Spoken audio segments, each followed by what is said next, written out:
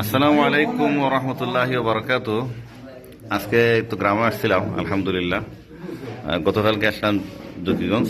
তো আমাদের নাদিম ভাই, তারপরে এই মুরব্বী, এই যে আমাদের সবার নাম জানি না, বলে গেছি।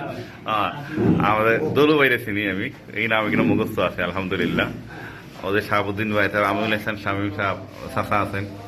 আমাদের সবচেয়ে বয়স্ক তাইনও আছেন।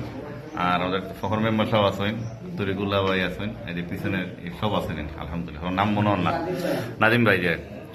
আলহামদুলিল্লাহ আমরা এমনি আমাদের যে ঐক্যবদ্ধ থাকা, শুধু ইলেকশন নিয়ে না, আমরা চাই যে আমাদের মানুষ তারা সবাই অনেক উপরে উঠুক। এই যে আমরা গ্রামের মানুষ আজকে বিদেশ, এটা খুব ভালো লাগে।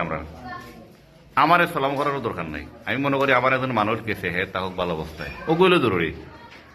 যাই হোক, তো হকলে দোয়া করবো ইনশাল্লাহ আমরা যেন সবসময় একসাথে কাজ করতে পারি।